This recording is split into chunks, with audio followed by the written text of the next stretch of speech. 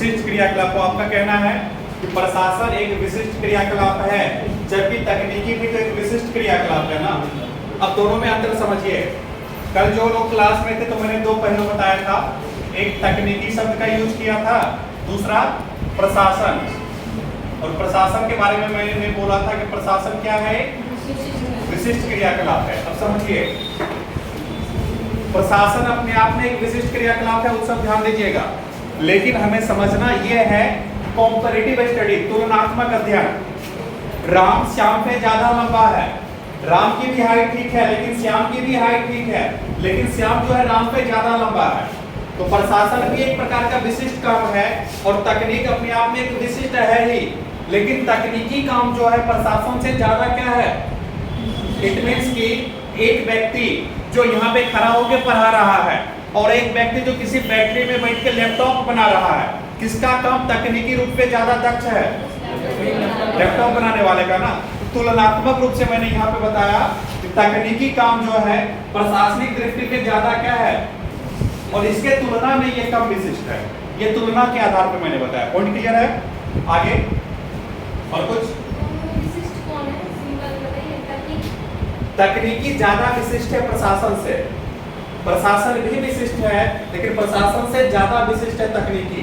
क्योंकि एग्जाम्पल मैंने बताया कि आप घर में खाना बना रहे हो, रोटी बना रहे हो, और एक व्यक्ति किसी फैक्ट्री में बैठ के लैपटॉप बना रहा है, किसका काम ज्यादा तकनीक वाला है। ये तुलना समझना है, समझ में आया? रोटी बनाने के तुलना में ज्यादा तकनीकी काम है लैपटॉप बनाना। अंतर समझ पा रहे हो? नहीं समझ पा रहे हो? क्या कंफ्यूजन है? क्वेश्चन मॉडर्नाइजेशन नहीं, जहाँ पे ज्यादा ब्रेन की आवश्यकता पड़ती है, जहाँ पे ज्यादा थॉट्स की आवश्यकता पड़ती है, जहाँ पे मेंटली ज्यादा वर्क करना पड़ता है। ये कह सकते हैं कि एक ऐसा समूह जिसमें कोई भी चीज को बनाने में ज्यादा इक्विपमेंट की जरूरत होती है, वो ज्यादा तकनीकी फुल हो गया। यस, और जिसमें थोड़ा कम है तो वो बिल्कुल यस, वही चीज कह सकते हो। ठीक है, आसान भाषा में। और किन्हीं की समस्या? प्रशासन सामान्य से किस प्रकार भिन्न है? प्रशासन सामान्य से किस प्रकार भिन्न है? सामान्य से किस प्रकार भिन्न है? सामान्य का मतलब क्या है? एक सिंपल सा मतलब है, प्रशासन बेगूसराय जिला का डीएम है, वो बेगूसराय का प्रशासन कर रहा है, और एक आम इंसान है, ठीक है, एक आम इंसान अपने परिवार का प्रशासन कर रहा है। आपके क्वेश्चन का आंसर यही मिल गया कि एक व्यक्ति को केवल अपने परिवार के 4 सदस्य के बारे में सोचना है, जो कि सामान्य प्रकृति का काम है, हर एक को करना पड़ता है। लेकिन बिहार राज्य में केवल 38 जिला है, तो 38 जिला के डीएम की रिस्पॉन्सिबिलिटी एक सामान्य घर के प्रशासन से ज्यादा तकनीकी है, ज्यादा विशिष्ट है। बात समझ में आया? अंतर स्पष्ट है? और किन्हीं का कोई क्वेश्चन? और किन्हीं का कोई क्वेश्चन है? चलिए आगे बढ़ा जाए, आगे बढ़ा जाए। चलिए, अभी हमें लोक प्रशासन के अर्थ को समझना है। समझिएगा, सबके आगे नोट से ध्यान दीजिएगा, उसको मैं पढ़ रहा हूँ, फिर उसी पे आऊंगा एक्सप्लेन करने के लिए। यहाँ पे मैंने एक शब्द लिखवाया था कि लोक प्रशासन का जो भी एनालिसिस आप लोगों ने कल देखा, उसके आधार पर विद्वान है James D Carroll. James D Carroll ने लोक प्रशासन को परिभाषित करते हुए कहा है, क्या कहा है? प्रशासन क्या है? प्रशासन ज्ञान है। ज्ञान क्या है? शक्ति है। शक्ति है, और आगे क्या है? शक्ति क्या है? प्रशासन है। ये शब्द अपने आप में, यानी ये पूरा स्टेटमेंट अपने आप में बहुत बड़ी फिलॉसफी को समाहित किए हुए है।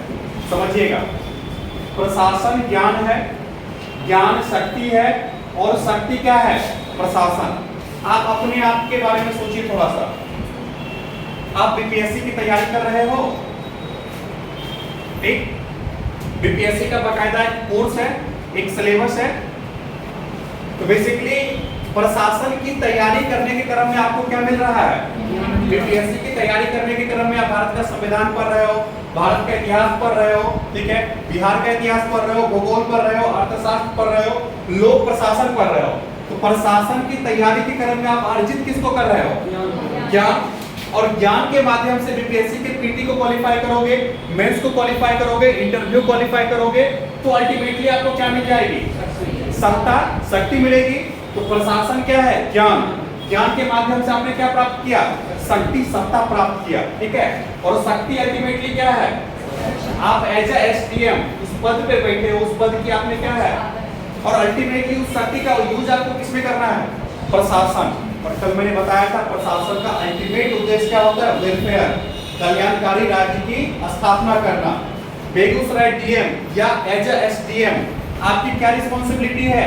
बेगूसराय जिला का प्रशासन अच्छे से संचालित हो पाए। और अच्छे से संचालित होने का मतलब मैंने कल बहुत ही डिटेल में बताया था। डेफिनेशन समझना है पेरोल का क्या है? प्रशासन ज्ञान है, ज्ञान शक्ति है, और शक्ति क्या है? प्रशासन। Point clear? ये जो पेरोल साहब कहना चाह रहे हैं समझ में आ रहा है?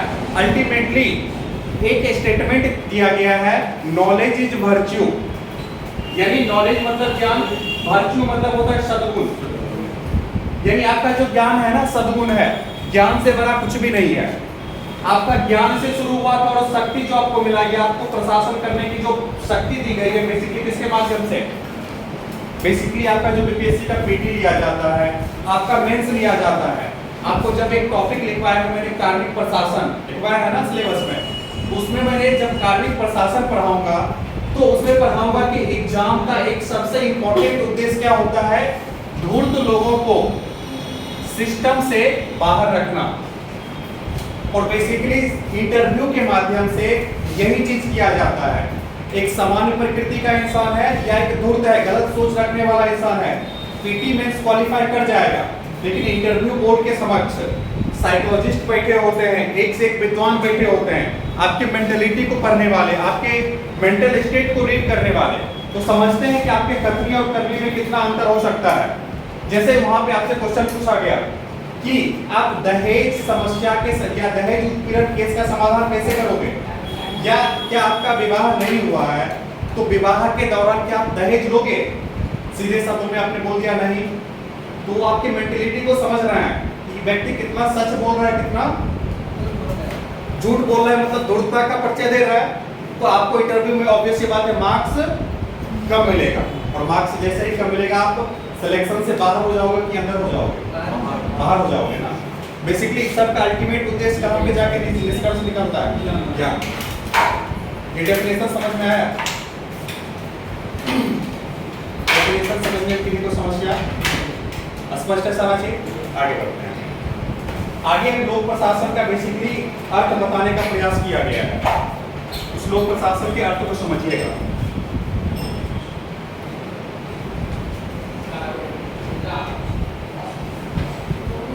लोक प्रशासन के अर्थ में मैंने यहाँ पे लिखवाया है आप लोग को, लोक प्रशासन का शाब्दिक अर्थ जनता होता है। लोक प्रशासन का शाब्दिक अर्थ क्या होता है? जनता। लेकिन ये सामान्य अर्थों में है, एक लेमैन की भाषा में है, लोक मतलब जनता। लेकिन थोड़ा सा एक सुपीरियर लेवल पे जाके सोचे, एक इंटेलेक्चुअल पर्सन के दृष्टिकोण से देखें तो लोक प्रशासन का शाब्दिक अर्थ क्या बताया गया है? सरकार। लोक प्रशासन का शाब्दिक अर्थ क्या बताया गया है? सरकार या सरकारी प्रबंधन। सरकार या सरकारी प्रबंधन, ठीक? मतलब आप लोक मतलब जनता समझते हो, लेकिन यहाँ पे लोक प्रशासन का अर्थ हो गया सरकार या सरकारी प्रबंधन से है। बेसिकली कल मैंने बताया था लोक प्रशासन के कुछ निश्चित तत्व होते हैं। कितना तत्व बताया था? 3 या 4 तत्व। क्या क्या था? निश्चित उद्देश्य, व्यक्तियों का समूह, संसाधन और क्रियाविधि। अब समझिए, लोक प्रशासन के जो एक 4 तत्व बताए थे ना, उसी के आधार पर डेफिनेशन आगे तैयार हो जाएगा। बेसिकली लोक प्रशासन का अर्थ जनता ना होकर क्या होता है? सरकारी प्रबंधन। सरकार आपके लिए जो मैनेजमेंट करती है ना, वही बेसिकली क्या है? आपका लोक प्रशासन है। समझिएगा, सरकार आपके लिए जो मैनेजमेंट करती है वो क्या है? आपका। अब आप लोग बखूबी समझ रहे हो सरकार आपके लिए क्या करती है? रोजगार की व्यवस्था, आवास की व्यवस्था, शुद्ध पेयजल की व्यवस्था, स्वास्थ्य केंद्र की व्यवस्था, शिक्षा की व्यवस्था, परिवहन की व्यवस्था, बेसिकली यही सब किस नाम पे जाना जाता है? सरकारी प्रबंधन। और इसी को किस रूप में देखते हैं? लोक प्रशासन। समझ में आया? सरकार जो आपके लिए ये सब अरेंज करेगी, ये सब अरेंज करने के लिए कितना तत्व तो चाहिए?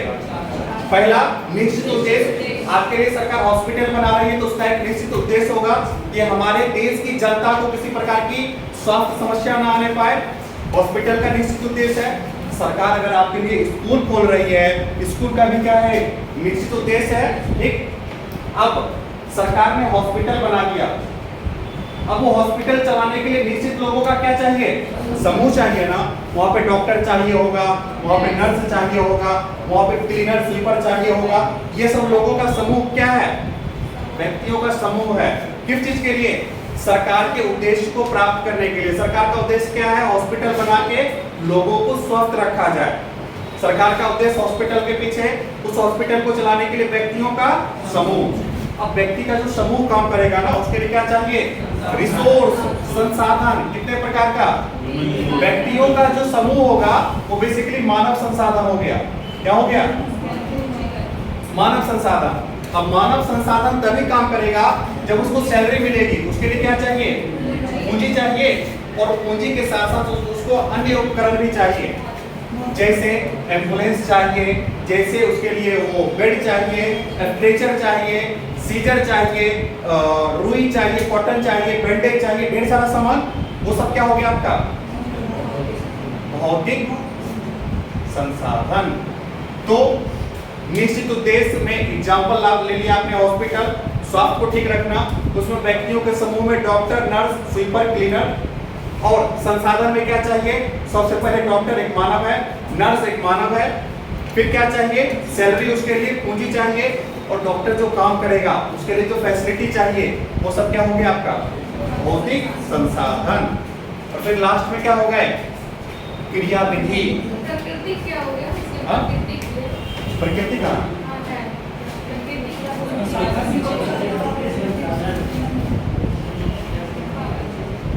क्या नहीं समझ रहे बात?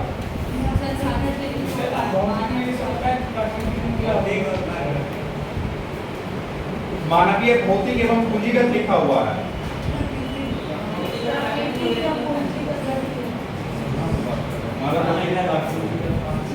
अरे भाई, पूंजीगत को ही प्राकृतिक बोलते हैं, एक ही चीज है। अब देखिए क्रियाविधि क्या होगा, समझिए। अब जैसे एक हॉस्पिटल है, अब कोई किसी बीमारी से पीड़ित है, उसके लिए ऑपरेशन करना है, तो क्या स्वीपर जाके ऑपरेशन कर देगा, या नर्स जाके ऑपरेशन कर देगा, या इस व्यक्तियों के समूह में जो एक पद है डॉक्टर का, डॉक्टर जाके ऑपरेशन करेगा और नर्स या कंपाउंडर उसको असिस्ट करेगा, सहायता देगा। यही उस हॉस्पिटल में क्या हो गया? क्रियाविधि। किसी भी सिस्टम का एक निश्चित उद्देश्य, उस उद्देश्य को पूरा करने के लिए व्यक्तियों का समूह, उस व्यक्तियों के लिए संसाधन चाहिए, और उस लक्ष्य को प्राप्त करने के लिए निश्चित क्या होती है? क्रियाविधि। या स्कूल ही ले लो, स्कूल का उद्देश्य शिक्षा, समूह होगा हेडमास्टर, टीचर, प्यून, बच्चे, व्यक्तियों का समूह हो गया। फिर संसाधन, टीचर मानव संसाधन, सैलरी, वहां पे बेंच चाहिए, बोर्ड चाहिए, अटेंडेंस सीट चाहिए, वो क्या हो गया? भौतिक संसाधन। और सबसे लास्ट में क्या होगा? क्रियाविधि कि 10 बजे सभी टीचर स्कूल आ जाएंगे, बच्चे आ जाएंगे, प्रिंसिपल स्कूल को रेगुलेट करेगा, टीचर समय समय पर जाके क्लास लेंगे, वो क्या हो गया? क्रियाविधि। एग्जाम्पल समझ में आया? इसी को अगले पन्ना में ना डिफाइन कर दिया गया है, डेफिनेशन के रूप में दे दिया गया है। बेसिकली सरकारी प्रबंधन क्या है उसी को वहां पे लिख दिया गया है कि अर्थात लोक प्रशासन का अभिप्राय सरकार के द्वारा निश्चित उद्देश्य की प्राप्ति के लिए मानवीय, भौतिक एवं पूंजीगत संसाधनों का व्यवस्था क्या कहलाता है? लोक प्रशासन। डेफिनेशन समझने में किन्हीं को समस्या? स्पष्ट है सबके लिए? यहाँ तक कोई समस्या हो तो पूछ लो, नहीं तो आगे बढ़ा जाएगा।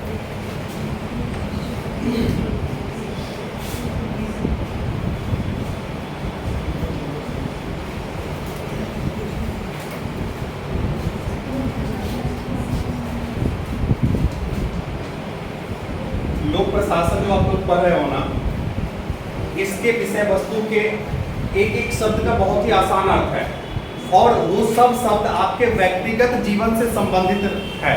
ये नेचुरल लाइफ में जो ये मतलब प्रशासन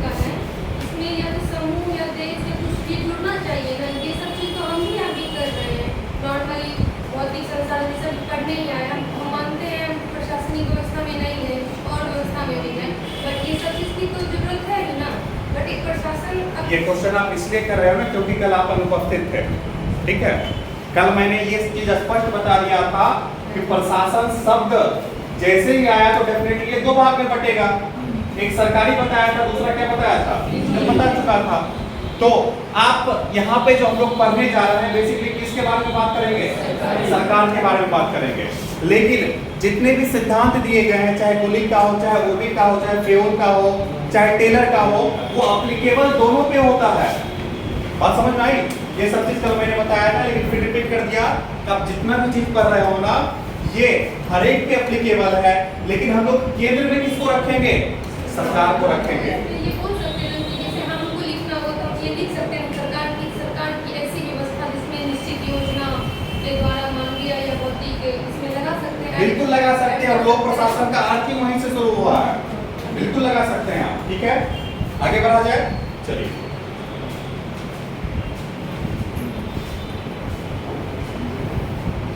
अगला जी समझ में आ रहा है? आपको विषय उत्तम उत्सव क्या नाम? उत्तम। हाँ। चलिए आगे देखते हैं। आगे कहा गया है कि लोक प्रशासन आधुनिक युग में सभ्यता एवं मानव कल्याण के प्रत्येक क्षेत्र से जुड़ा हुआ है। वस्तुतः सभ्यता का अस्तित्व लोक प्रशासन के अस्तित्व से संबंधित है। यदि सभ्यता असफल होती है तो इसके लिए लोक प्रशासन उत्तरदायी है। अब इसका मतलब समझिए। एक शब्द इस पैराग्राफ में आ रहा है, तो वो शब्द क्या है आपका, सभ्यता। और सभ्यता किसका होता है, मानव का। यहाँ पे सिंपल अर्थों में कहा गया है अगर कोई सभ्यता का विकास हो रहा है उसके लिए भी कौन रिस्पॉन्सिबल है, लोक प्रशासन। और आप एक चीज हमेशा याद रखिएगा, लोक प्रशासन मतलब यहाँ पे क्या हो गया, सरकारी प्रबंधन। एक शब्द बोला गया कि अगर किसी समाज की मानव सभ्यता सफल होती है उसके लिए भी लोक प्रशासन उत्तरदायी है, इसकी सरकार का प्रबंधन उत्तरदायी है। और किसी समाज की सभ्यता असफल होती है उसके लिए भी किसको रिस्पॉन्सिबल माना गया है, लोक प्रशासन को ही। कैसे समझिए, मान लीजिए बेगूसराय का एक सिस्टम है और बेगूसराय के लिए लोकल सरकार क्या हो गया, बेगूसराय का नगर निगम। ये बेसिकली किसका पार्ट हुआ, सरकारी प्रबंधन, एक सिस्टम है। अब बेगूसराय की मान लो सभ्यता, बेगूसराय की सभ्यता बोले या बिहार की सभ्यता बोले या भारत की सभ्यता बोले, बेसिकली सभ्यता और संस्कृति का मतलब कल मैं बता चुका था लेकिन फिर रिपीट कर देता हूँ। आगे से इस सब चीज का ध्यान हम नहीं रखेंगे, आप लोगों को रखना है, क्लास रेगुलर आना है। संस्कृति या सभ्यता का मतलब मैंने बताया था, आपका जो डेली लाइफ स्टाइल है ना वो सब किसका पार्ट है, संस्कृति और सभ्यता का पार्ट है। आपका रहन सहन, खान पान, आपके परिवेश में जो कुछ भी घटित हो रहा है वो सब किसका पार्ट है, मानव के संस्कृति और सभ्यता का पार्ट है। फॉर एग्जाम्पल बेगूसराय नगर निगम के कर्मचारी आके डेली सफाई करेंगे जिससे महामारी ना फैले, गंदगी ना फैले। ये केयर कौन करता है, आपका बेगूसराय का नगर निगम। बेगूसराय के नगर निगम की रिस्पॉन्सिबिलिटी है जितना भी नगर पालिका के दायरे में घर आता है उसे क्या वसूल करे, हाउस रेंट, हाउस टैक्स वसूल करे। बेगूसराय नगर निगम की रिस्पॉन्सिबिलिटी है कि कोई अवैध निर्माण ना करे। बेगूसराय नगर निगम की रिस्पॉन्सिबिलिटी है कि बेगूसराय में जितना भी स्ट्रीट लाइट है अच्छे से काम करे ताकि रात में चलते वक्त सड़क पे एक्सीडेंट ना हो या क्रिमिनल मेंटेलिटी के लोग अंधेरे का फायदा उठा के कुछ गलत काम ना करें। ये सब किसकी रिस्पॉन्सिबिलिटी है, बेगूसराय के नाले का प्रॉपर सफाई हो, बेगूसराय के नाले का ढक्कन टूट गया है तो 100 बार कंप्लेंट करने पे ढक्कन ना बने, स्वतः बन जाए ढक्कन। ये सब किसकी रिस्पॉन्सिबिलिटी है, इट मींस कि ये सरकारी प्रबंधन का पार्ट है। अगर सोचिए बेगूसराय का नगर निगम ये सब कर रहा है मतलब कि सफलता से काम कर रहा है, मतलब कि कौन सा संरक्षित रहेगा, मानव सभ्यता बची रहेगी, सफलतापूर्वक संचालित होगा। लेकिन जब रिवर्स सोचिए, सफाई बंद हो जाए, महामारी फैल जाएगी, लोग मर जाएंगे, मानव सभ्यता सफल हुआ कि असफल हुआ, और इसके लिए रिस्पॉन्सिबल कौन हुआ, क्योंकि हमने एक व्यवस्था चुना है, उस व्यवस्था को नाम दिया है नगर निगम लोकल लेवल पे। अगर वो व्यवस्था असफल होती है मतलब कौन सी असफल हो रहा है भाई, लोक प्रशासन असफल हो रहा है ना। लेकिन अगर लोक प्रशासन असफल हुआ तो बीमारी से मानव मरने लगेगा, और जब मानव बचेगा ही नहीं तो क्या संस्कृति और सभ्यता बचेगा? आंसर है नहीं बचेगा। इसके लिए ओवरऑल हर एक चीज के लिए कौन रिस्पॉन्सिबल हो गया? लोक प्रशासन। ये पहले समझ में आया? अगर मानव सभ्यता सफल होता है उसके लिए भी लोक प्रशासन रिस्पॉन्सिबल है, क्योंकि लोक प्रशासन सही से काम कर रहा है, अपने उत्तरदायित्व का सही से निर्वहन कर रहा है। लोक प्रशासन सफल है, लेकिन बेगूसराय नगर निगम सारे काम को छोड़ दे, बेगूसराय में अराजकता फैल जाएगी, महामारी फैल जाएगी, लोग मर जाएंगे। लोक प्रशासन क्या हो गया? असफल। मानव सभ्यता खत्म। कहानी समझ में आ गई? यहां तक में किसी को समस्या? आगे अब इसी को एक कोटेशन दिया है प्रोफेसर डोनाहम के शब्दों में, विद्वान है, उन्होंने लिखा है लोक प्रशासन सभ्यता का संरक्षक है। कितना सिंपल लाइन है। अगर मानव सभ्यता सही से चल रहा है उसके लिए कौन रिस्पॉन्सिबल है? लोक प्रशासन। इट मींस कि बेगूसराय नगर निगम अगर सही से काम करेगा, मानव सभ्यता बचा रहेगा, किसी प्रकार की बीमारी नहीं फैलेगी, किसी प्रकार का क्राइम नहीं होगा, मतलब मानव सभ्यता संरक्षित है। लेकिन लोक प्रशासन उदासीन हो जाएगा, काम करना बंद कर देगा, मानव सभ्यता डिक्लाइन कर जाएगा। मानव सभ्यता बचा रहेगा? नहीं। बात समझ में आ गई? बहुत ही सिंपल सा चीज है। आगे कहता है लूथर गुलिक का मत है, विद्वान नाम याद रखिएगा, लूथर गुलिक का मत है लोक प्रशासन सरकारी गतिविधियों से संबंधित है, अर्थात सरकार के द्वारा किया गया प्रत्येक प्रयास क्या है? लोक प्रशासन। आधुनिक युग में सरकार कल्याणकारी राज्य के प्रत्येक उद्देश्य की प्राप्ति को सुनिश्चित करता है। ऊपर जो ओवरऑल आपने कल से पढ़ा उसी का कंक्लूजन है लूथर गुलिक का स्टेटमेंट। लूथर गुलिक ने क्या बोला?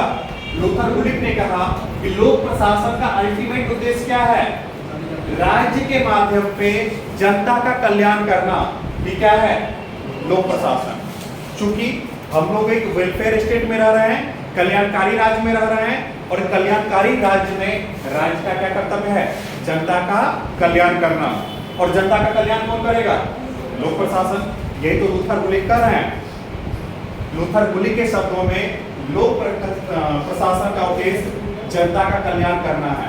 राज्य का यह कर्तव्य है कि वह जनता के वेलफेयर के लिए काम करे, भलाई के लिए काम करे। कौन क्लियर? किन्हीं को समस्या है? 2 मिनट का समय है, अच्छे से देख लें, पूछ लें, फिर आगे बढ़ेंगे।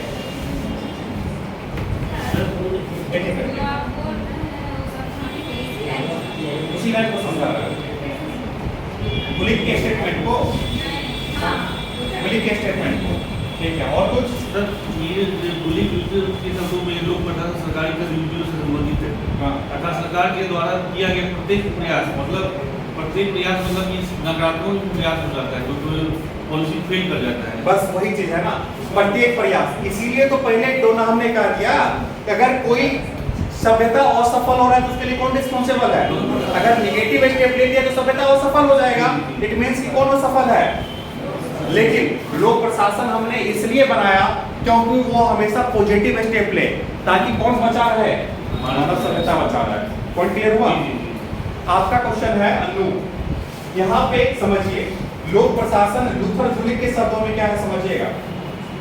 लूथर गुलिक कहते हैं कि लोक प्रशासन सरकारी गतिविधि से संबंधित है। अभी हमने बताया लोक प्रशासन के अंतर्गत 2 सेगमेंट है, एक सरकारी, दूसरा निजी, लेकिन हम लोग फोकस किस पे कर रहे हैं? और लूथर गुलिक भी वही कर रहे हैं, लोक प्रशासन का संबंध सरकारी गतिविधि से है, सरकारी गतिविधि से है। इट मींस कि सरकार क्या कर रही है, आपके लिए कौन सी योजना बना रही है, आपके डेवलपमेंट के लिए क्या सोच रही है, वही तो सरकारी गतिविधि हो गया। आपके लिए सड़क बनवा रही है, सिमरिया में 4 लेन ब्रिज बनवा रही है, 4 लेन सड़क बन गया आपका 0 माइल से खगड़िया तक। ये क्या है आपका? आपके लिए उज्ज्वला योजना लेके आई सरकार। ये सब क्या है?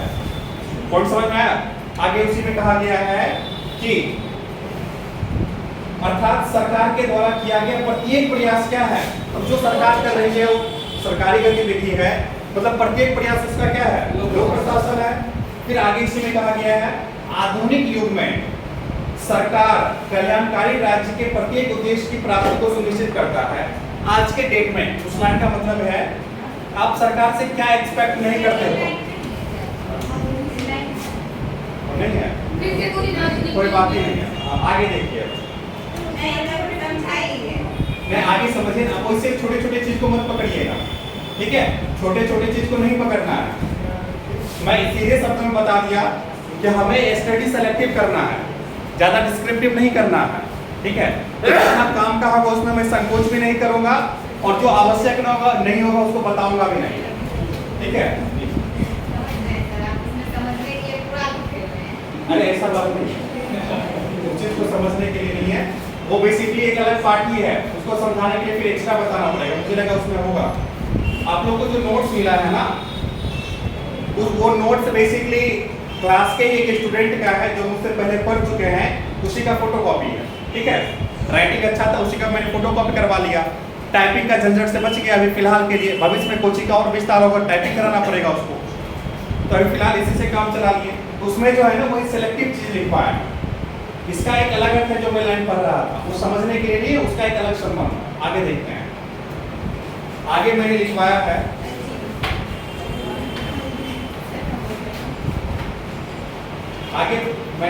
है कि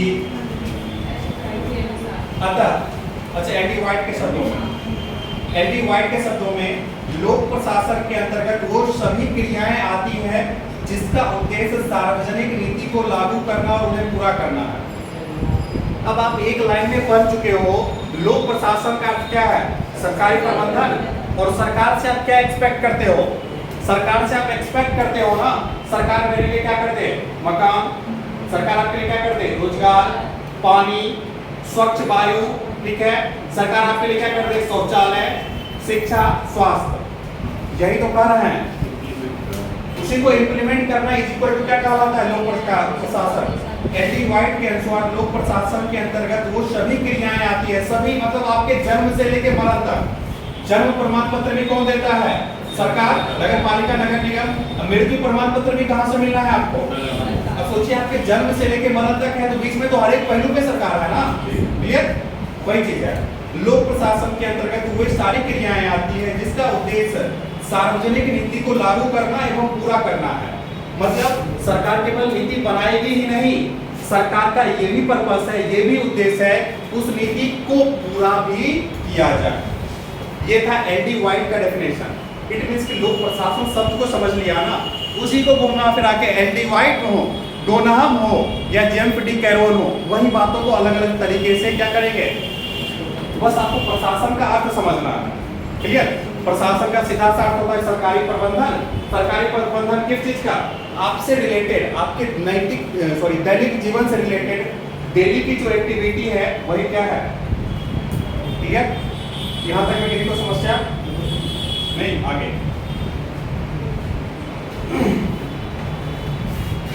अब देखिए लोक व्यवस्था, अब नीचे कंक्लूजन है, उसमें कुछ खास नहीं है, उसको मैं नहीं जा रहा, उसको पढ़ लीजिएगा, ठीक है? कंक्लूजन क्या कुछ बोल रहे हैं क्या? हाँ, अब देखिए लोक प्रशासन का क्षेत्र, अब ये सबसे इंपॉर्टेंट चीज है।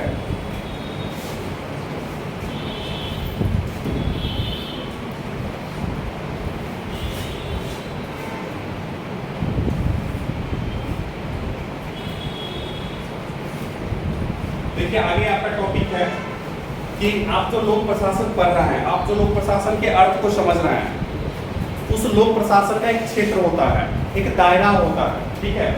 तो अलग अलग विद्वानों ने अलग अलग क्षेत्र बताया है कि नहीं लोक प्रशासन यहाँ तक है, कुछ विद्वान बोला नहीं यहाँ तक नहीं, इससे आगे बढ़ गया है, वही बोलते हैं क्षेत्र, दायरा, यानी लोक प्रशासन का क्षेत्र, लोक प्रशासन का क्षेत्र। तो अलग अलग विद्वानों ने अपना मत रखते हुए बोला कि लोक प्रशासन का क्षेत्र दो दृष्टिकोण से देखा जा सकता है। एक है संकुचित दृष्टिकोण, संकुचित दृष्टिकोण, दूसरा है व्यापक दृष्टिकोण, व्यापक दृष्टिकोण। समर्था कौन है संकुचित दृष्टिकोण के? लूथर गुलिक साइमन, साइमन गुलिक। और इसके कौन है? Willoughby, LD. वाइट। समझिए, इस चीज को समझने से पहले आपको एक चीज समझना पड़ेगा बेसिकली सरकार का 3 पार्ट होता है। भारतीय डेमोक्रेसी में भारतीय लोकतंत्र के 3 पिलर, पहला है कार्यपालिका,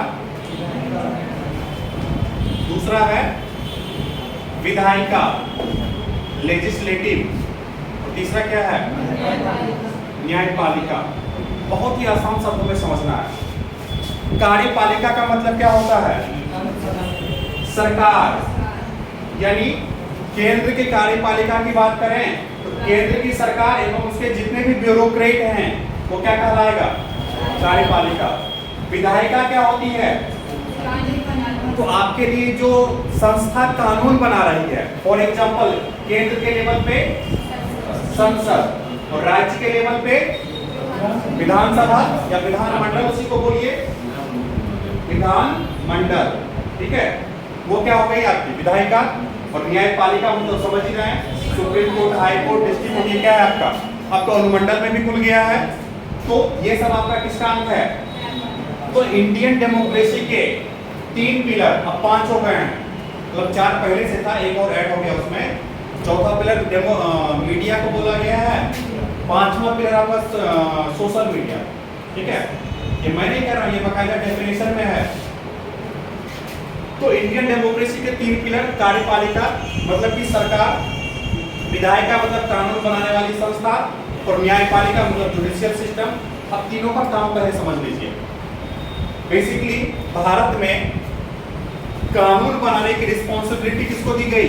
विधायिका को, कि देश को संचालित करने के लिए कानून विधायिका बनाएगा, अच्छी बात है। और उस कानून को एग्जीक्यूट कौन करेगा? लागू कौन करेगा? कार्यपालिका लागू करेगी। और लागू करने के दौरान किसी प्रकार की अगर समस्या होगी, उस समस्या का निराकरण कौन करेगा?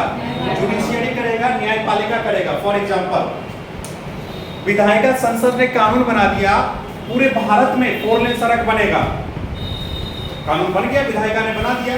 अब लागू कौन करेगा उसको? कार्यपालिका। अब कार्यपालिका यानी सरकार पूरे भारत में 4 लेन सड़क बनाना शुरू की।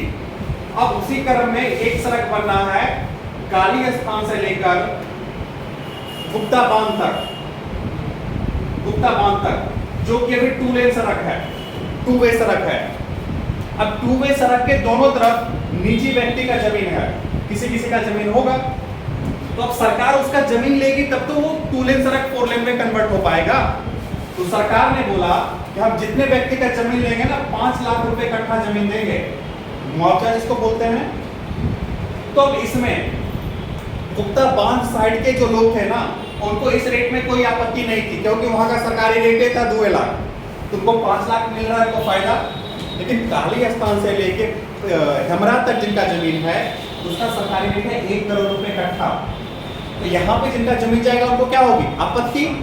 क्या वो सरकार कार्यपालिका को अपना जमीन देना पसंद करेंगे?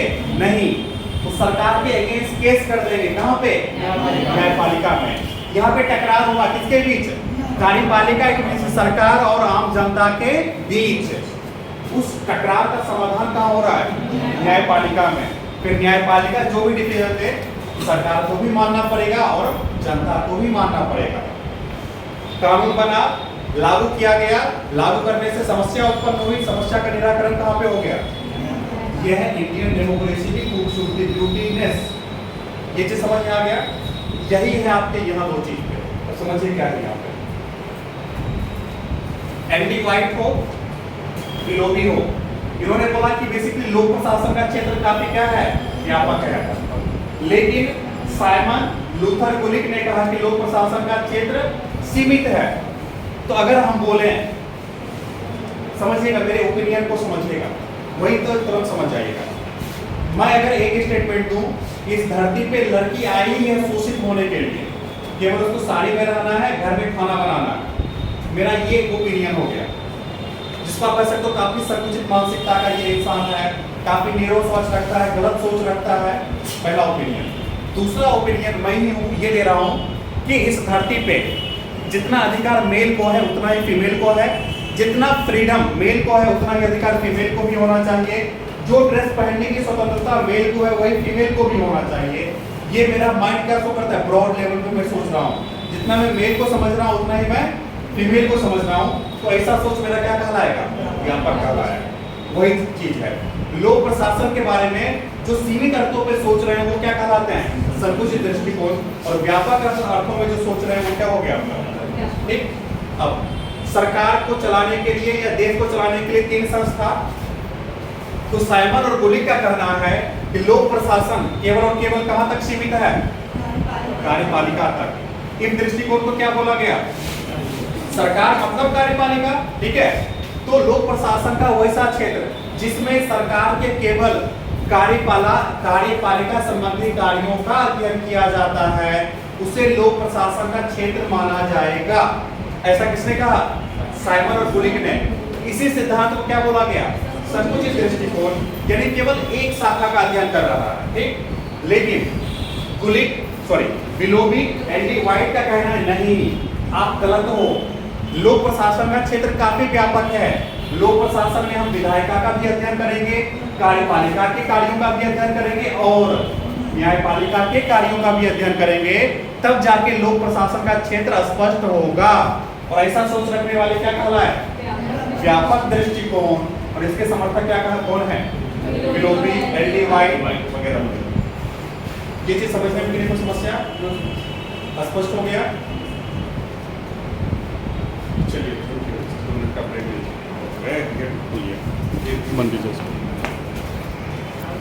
व्यापक दृष्टिकोण और संकुचित दृष्टिकोण, ठीक है। यही होता है। थोड़ा सा मैच्योरिटी का परिचय दीजिए। अभी जैसे मैं अब किसी से बात ही कर रहा था, जो मैच्योर होते हैं ना, वो देख लेते, एक बार पढ़ लेते ऊपर से नीचे। एकीकृत और संकुचित क्या है? व्यापक और संकुचित क्या है? लेकिन सब आराम से आपस में बतिया रहे थे, मेरे से नहीं बतिया रहे थे, आपस में सब बात कर रहे थे।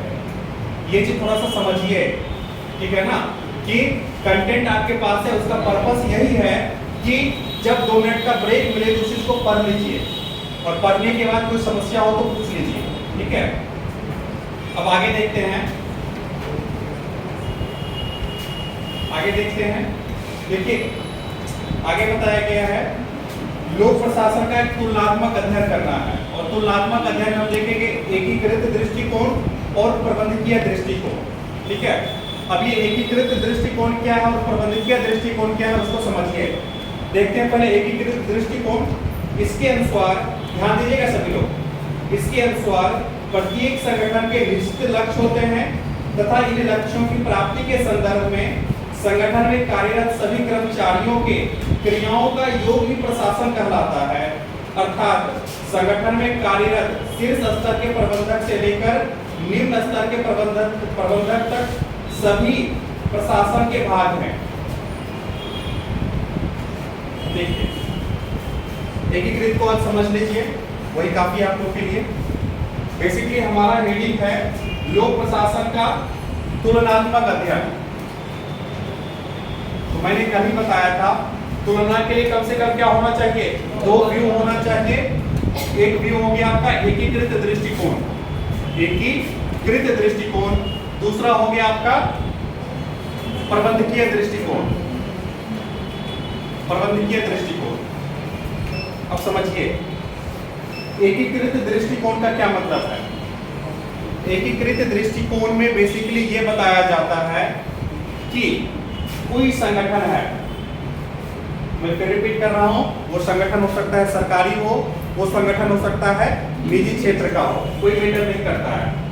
लेकिन कोई संगठन है, उस संगठन में शीर्ष पे कौन होगा? कंपनी का ओनर, मालिक होगा। और सबसे नीचे कौन होगा? चपरासी, प्यून। इस बीच में ढेर सारे पद होंगे, कोई शक नहीं है, ढेर सारे पद होंगे। तो एकीकृत दृष्टिकोण में बताया गया है कि किसी संगठन या किसी कंपनी में संगठन के शीर्ष पे बैठा हुआ मालिक के द्वारा कोई काम किया जाता है, या संगठन के सबसे निचले स्तर पे उस संगठन के प्यून के द्वारा कोई काम किया जाता है, वो सब किसका पार्ट होगा? प्रबंधन का पार्ट होगा। समझ रहे हैं बात को ना? मतलब ये कि बीसीएसए कोचिंग में मेरे द्वारा कोई काम किया जाए, या इस संस्था में पढ़ा रहे किसी अन्य टीचर के द्वारा कोई काम किया जाए, या मैनेजमेंट को देख रहे हैं राम के द्वारा कोई काम किया जाए, या आप लोग भी इस संगठन के पार्ट हो, आप लोग के द्वारा कोई काम किया जाए, वो सब अपने आप में क्या है? प्रबंधन का पार्ट है। और ये किस दृष्टिकोण में कहा गया है? एकीकृत दृष्टिकोण में कहा गया है। यानी लोक प्रशासन के एकीकृत दृष्टिकोण को समझने के लिए हम लोग अगर बात करें तो कह सकते हैं एकीकृत दृष्टिकोण में शीर्ष से लेके निम्न स्तर तक किसी भी प्रकार का काम किया जाता है, वो सब अपने आप में क्या होगा? प्रबंधन। इट मीन्स कि चपरासी अगर किसी को पानी पिला रहा है, वो भी अपने आप में क्या है? प्रबंधन। या कंपनी का मालिक एसी के चेंबर में बैठ के कोई निर्णय ले रहा है, वो भी अपने आप में क्या है? प्रबंधन। तो एकीकृत दृष्टिकोण समझ में आया? सिंपल सा है कि संगठन के स्तर पर शीर्ष स्तर पर निर्णय ले या निम्न स्तर निचले स्तर पर निर्णय ले, वो सब अपने आप में क्या है? आपने कोई प्लांट डाल दिया, प्लांट अपने आप में क्या हो गया? संगठन। अब प्लांट से रिलेटेड आप कंपनी के मालिक हो गए, आप कोई निर्णय ले रहे हो, वो भी किसका पार्ट होगा? प्रबंधन। शब्द समझ रहे हो? मैनेजमेंट। मैनेजमेंट क्या है? बेसिकली प्रबंधन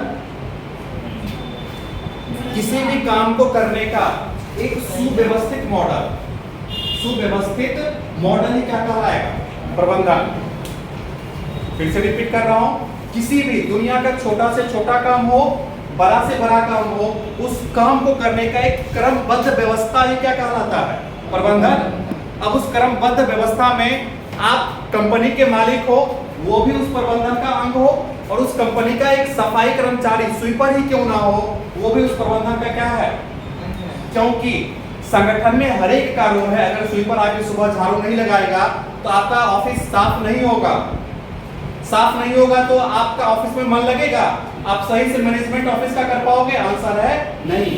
इसलिए बताया गया है एकीकृत दृष्टिकोण में कि संगठन में शीर्ष स्तर से लेकर निम्न स्तर तक कोई भी काम किया जाता है, किसका पार्ट है? प्रबंधन का पार्ट है। क्लियर है? और आगे चलकर बोला गया है लूथर गुलिक के शब्दों में प्रबंधन क्या है? क्या है? Post Corp. मैंने कल बताया था लूथर गुलिक के शब्दों में प्रबंधन है क्या? तो एक संगठन में प्लानिंग किया जाता है, यानी प्लानिंग का मतलब क्या होता है? योजना निर्माण। योजना निर्माण। संगठन में योजना बनाया जाता है। योजना किसके लिए बनेगा? ऑर्गेनाइजेशन, संगठन के लिए बनेगा। और संगठन बनता किससे है? स्टाफ, कर्मचारी से। और स्टाफ को क्या मिलेगा? डायरेक्शन मिलेगा। डायरेक्शन मतलब निर्देश मिलेगा। निर्देश मिलेगा। और स्टाफ आपस में क्या करेंगे? कोऑर्डिनेट करेंगे, समन्वय करेंगे। ठीक है? और कोऑर्डिनेट करके अल्टीमेटली रिपोर्ट देंगे। रिपोर्ट किसको देंगे? कंपनी के बॉस को देंगे, कंपनी के मालिक को देंगे। और उस रिपोर्ट के आधार पर काम करने के लिए कंपनी के पास क्या होना चाहिए? बजट होना चाहिए, पैसा होना चाहिए, किसे बजट। तो गुलिक ने क्या बोला कि कोई भी संगठन हो ना, संगठन में जो बेसिकली एकीकृत दृष्टिकोण है, कंपनी का मालिक कोई काम करे चाहे कंपनी का चपरासी कोई काम करे, किस सिद्धांत पे काम करेगा? पोस्ट कॉर्प के सिद्धांत पे काम करेगा। और पोस्ट कॉर्प क्या है? फिर से रिपीट कर रहा हूं, पी से प्लानिंग। प्लानिंग किसके लिए होगा? और से ऑर्गेनाइजेशन के लिए। ऑर्गेनाइजेशन कैसे खड़ा होगा? स्टाफ से, कर्मचारी से। कर्मचारी को क्या मिलेगा? डायरेक्शन, निर्देश मिलेगा। कर्मचारी आपस में क्या करेंगे? कोऑर्डिनेट करेंगे, सीओ। और कोऑर्डिनेट करके क्या तैयार करेंगे? रिपोर्ट तैयार करेंगे। और रिपोर्ट को लागू करने के लिए क्या चाहिए? बजट चाहिए। ठीक है? ये बेसिकली था आपका लोक प्रशासन के तुलनात्मक दृष्टिकोण में एकीकृत दृष्टिकोण। पॉइंट क्लियर है? एकीकृत दृष्टिकोण है क्या है वो मैंने बताया, और एकीकृत दृष्टिकोण में प्रबंधन कैसे किया जाएगा गुलिक के शब्दों में पोस्ट कॉर्प क्या है वो मैंने बताया। कहानी क्लियर है? यहाँ तक किसी को समस्या? तो आज का क्लास इसको रोक दीजिए। आज का क्लास यहीं तक, ऑप्शनल का 2 मिनट का आप लोग के पास समय है।